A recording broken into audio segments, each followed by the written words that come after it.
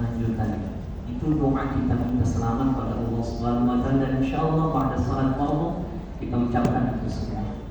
Alangkah bagusnya ketika doa kita sudah khusyuk, kita minta pada Allah, kita barengi dengan ikhtiar yang kuat Bapak Ibu sekalian.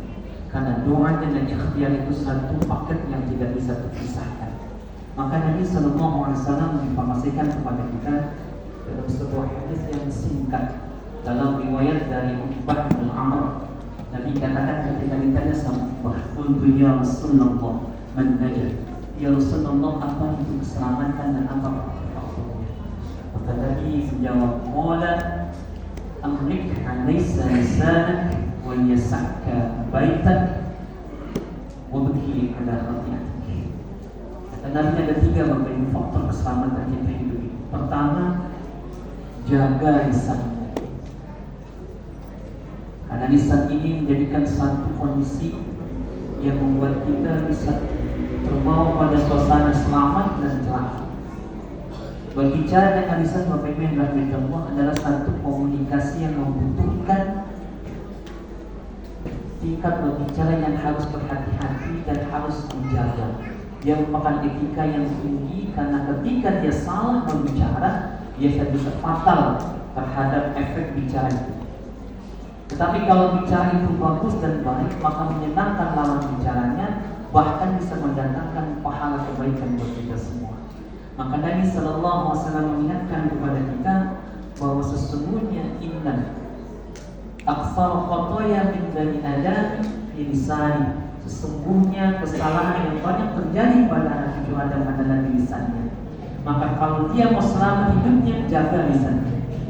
Orang yang bisa menjaga lisannya akan membuat dirinya tenang, selamat dalam hidupnya, menyenangkan orang lain, dan akan mendapatkan balasan kebaikan dari ucapan-ucapannya. Bapak Ibu bisa bayangkan dalam sebuah rumah tangga suami istri yang tadinya harmonis, gara-gara tidak bisa menjaga lisannya, bisa hancur berantakan rumah tangganya. Anak-anak itu bisa jatuh mentalnya ketika orang tua mengeluarkan kata-kata yang menyudutkan. Teman akrab sekalipun bisa rusak pertemanannya kalau ucapan tidak dijaga. Maka Nabi kita sangat mengingatkan, hati-hati, jaga lisanmu, karena lisan ini yang menjadi jubir kehidupan dalam hidup ini. Berapa banyak kasus timbulnya perpecahan, kehancuran, permusuhan, bahkan hubungan awalnya hanya karena ucapan yang keliru, bahkan ucapan yang salah.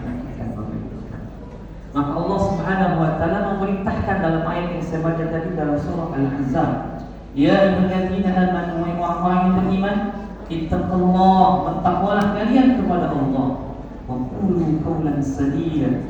Maka perbaguslah ucapanmu, perbaikilah ucapanmu dengan kata-kata yang baik, maka dampaknya yuslih lakum a'malakum. Maka Allah akan baguskan amalan-amalan kalian. Jadi kalau amalan kita buruk, hati-hati, boleh jadi efek dari ucapan yang kita tidak bisa jaga. Sering bicara bohong, sering fitnah, riba, sering merusak satu dengan yang lainnya, maka hati-hati kita teruskan. Dan kita bisa rasakan orang yang bisa berbicara baik, hidupnya akan membawa dampak efek yang baik dalam kehidupan.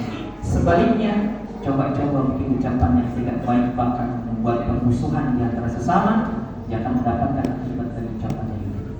Yang kedua, kata Nabi Sallallahu Alaihi Wasallam, "Wal yasakka baitak," luaskan dan lapangkanlah rumahmu. Bapak Ibu yang dirahmati Allah, rumah kita bukan yang sekedar bangunan yang bisa besar, bisa kecil. Bangunan tempat kita berteduh dalam hujan dan panas teriknya matahari. Dalam agama kita, rumah itu bukan sekedar bangunan fisik, tapi kita menciptakan satu kondisi di dalamnya yang penuh kenikmatan dan keharmonisan. Nabi kita pernah mengucapkan sebenarnya dalam sabdanya yang mulia, "Baiti jannati," rumahku adalah syurgaku. Kalau Bapak Ibu yang pernah ke sana melihat rumah Rasulullah, itu luasnya tidak lebih dari 3 kali 3 meter. Yang sekarang jadi Allah tempat wakamnya Rasulullah SAW. Tapi beliau bisa mengatakan itu adalah surga Nabi. Berarti Bapak Ibu yang dirahmati Allah, harus kita pahami, rumah dalam agama kita, dalam keyakinan kita, itu merupakan suatu bukan hanya bangunan yang kita berbagus fisiknya, tapi kita berbagus juga di dalamnya. Kalau kita lihat struktur bangunan rumah, setidaknya ada fondasi, ada jendela dan pintu, ada temboknya, ada dindingnya, ada pilar dan atapnya. Bangunan itu harus kita bentuk sebagus-bagusnya secara fisik, tapi jangan lupa bangun pula secara rohani. Jadikan fondasi rumah kita dengan iman dan takwa kepada Allah.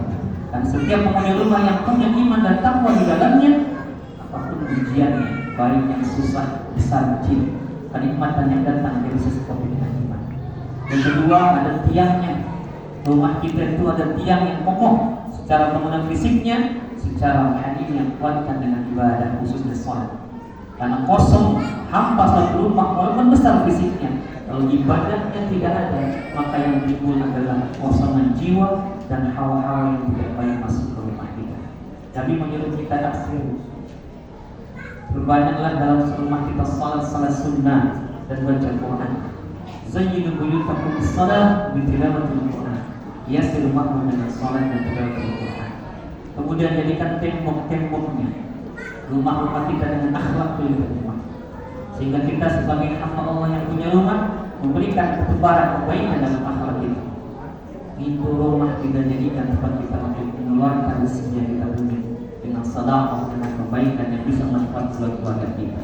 Dan atap rumah kita, kata para ulama, jadikan sebagai bentuk keridhaan Allah yang kita cari dalam aktivitas kita. Seorang penghuni rumah yang tujuannya mencari ridha Allah, maka insya Allah rumah itu akan dinaungi rahmat dan kebaikan dari Allah Subhanahu wa Ta'ala. Dan yang terakhir kata Nabi, wabki ala khati'ah, tangisilah dosa-dosamu, karena semua kita manusia punya dosa, Pak. Ini tampak-tampak kita semua ini tampak dosa, gak ada satupun yang gak punya dosa. Tapi Nabi katakan, sesungguhnya kullu adama khata'un wa khairul khata'iha at-tawwabun. Semua anak cucu Adam pasti punya dosa, tetapi yang terbaik adalah mereka yang bertaubat dari dosa-dosanya. Maka seorang hamba yang sanggup menangis karena dosanya, itu hamba pilihan Allah. Gak semua bisa menangis dosa-dosa kita sendiri. Bahkan banyak orang yang lupa sama dosanya, tidak sadar lagi kalau dia berdosa. Bahkan semakin mengumbar dosa-dosa dan maksiatnya, agar diketahui orang banyak. Sekarang ini banyak orang bermaksiat dengan orang na'udzubillah min dzalik. Kita disuruh dosa itu tutupi, jangan orang tahu, karena kalau tahu kita akan celaka. Tapi zaman kita akhir ini, masya Allah, kita lihat berapa banyak pengumbar dosa yang malasan dosanya diperingatkan. Orang yang sanggup menangis di dosanya, insya Allah dia akan mendapatkan bimbingan rohani dari Allah Subhanahu wa Ta'ala. Karena dia sanggup melihat dirinya, bukan sibuk melihat kesalahan orang lain. Sehingga insya Allah dengan dia sibuk melihat dosa-dosanya, dia akan sibuk memperbaiki itu dengan amal-amal saleh. Sehingga insya Allah mudah-mudahan Ramadan ini menjadikan momentum kita untuk iftah binafsik, melihat ke dalam diri, untuk tidak sibuk lebih banyak melihat kesalahan orang lain. Mudah-mudahan kita sibuk dengan melihat kesalahan kita akan menghantarkan kita sibuk memperbaiki amalan-amalan kita. Sehingga insya Allah Ramadan ini semakin membuat kita menjadi hamba yang lebih baik dari sebelumnya. Amin.